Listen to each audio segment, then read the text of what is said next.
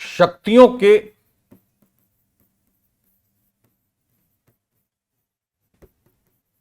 हस्तांतरण का चरण है 1858 से लेकर 1918 के बीच। Transfer of powers, phase of transfer of powers. यहां क्या है कि जो शक्ति कंपनी को प्राप्त थी उस शक्ति का हस्तांतरण अब ब्रिटिश सम्राट को कर दिया गया। साम्राज्ञी कह सकते हैं, क्वीन थी तो ब्रिटिश साम्राज्ञी के पास वो शक्तियां हस्तांतरित हो गईं और साम्राज्ञी ने एक उद्घोषणा की जिसको साम्राज्ञी की उद्घोषणा कहते हैं, क्वींस प्रोक्लामेशन 1858 कहा जाता है। 1 नवंबर 1858 को यह उद्घोषणा हमारे सामने रखी गई जिसको इलाहाबाद में लॉर्ड कैनिंग ने पढ़कर सुनाया। वो इसमें एक बहुत महत्वपूर्ण बात है, वो क्या है? संविधान की दृष्टि से जब भी कोई, इसको ऐसे समझे कि जब भी कोई राजा शासक अपनी प्रजा से बात करता है तो वह सबसे पहले क्या बताना चाहेगा कि मेरी प्रजा मेरे शासन में सुरक्षित है और मैं अपनी प्रजा के कल्याण के लिए प्रयासरत रहूंगा, उसका कल्याण करता रहूंगा, उसकी सुरक्षा करूंगा, उसका विकास करूंगा। वो करे या नहीं करे वो दूसरा पक्ष है। लेकिन जो तानाशाह भी होगा शासक, वह भी यह दावा करेगा कि वह अपनी प्रजा के कल्याण के लिए ही तानाशाही प्रवृत्तियों का प्रयोग करता है। यह एक मानसिकता है शासक की। ठीक उसी तरह जब शक्तियों का हस्तांतरण ब्रिटिश साम्राज्ञी के पास हो गया तो भारत बन गया पूर्णतः ब्रिटिश उपनिवेश पूरी तरीके से, और अब शासन व्यवस्था भारत की चली गई ब्रिटिश क्राउन के पास। ऐसे में भारत में जो लोग निवास कर रहे थे वो ब्रिटिश साम्राज्ञी की प्रजा के तौर पर सामने आ गए।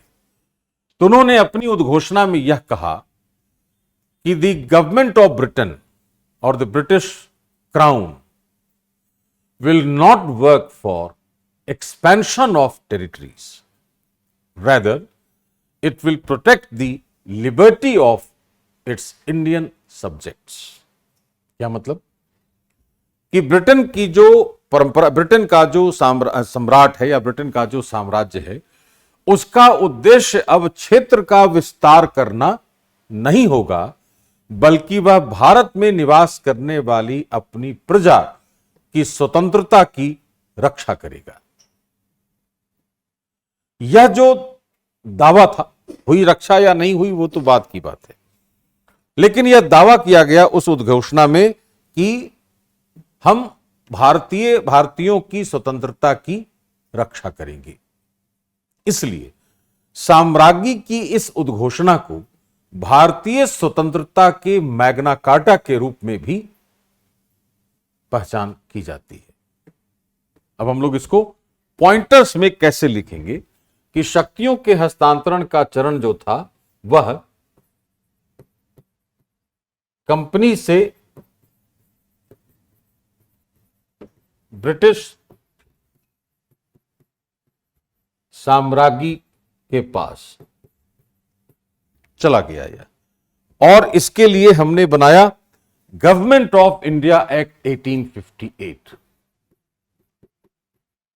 क्योंकि अब भारत सरकार के तौर पर ब्रिटिश सम्राट या साम्राज्ञी या ब्रिटेन काम करता, जिसने इसको कहा जाएगा कि भारत का ब्रिटिश उपनिवेश में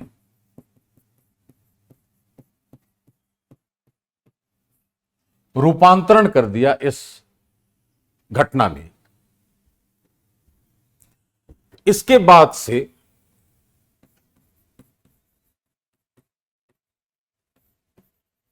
साम्राज्य की उद्घोषणा है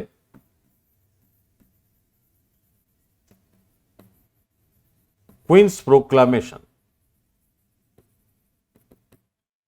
जिसे 1 नवंबर 1858 को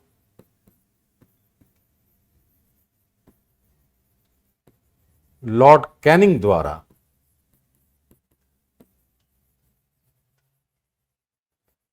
इलाहाबाद में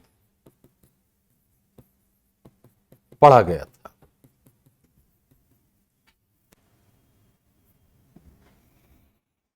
इसमें कहा गया कि ब्रिटेन अब अपने क्षेत्र का विस्तार नहीं करके भारतीयों की स्वतंत्रताओं की रक्षा करेगा, इसलिए इसको हम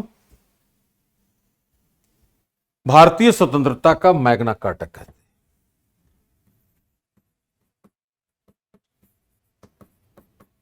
उद्घोषणा में क्या है कि क्षेत्र के विस्तार के बदले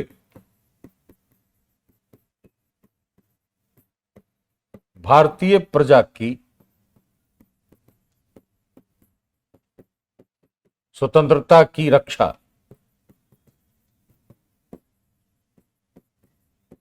का उल्लेख हुआ। कहा जाएगा इसी कारण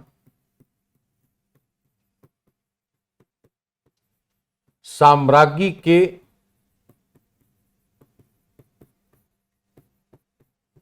घोषणा पत्र को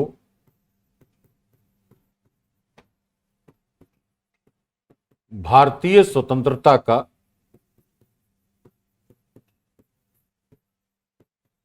मैग्ना कार्टा भी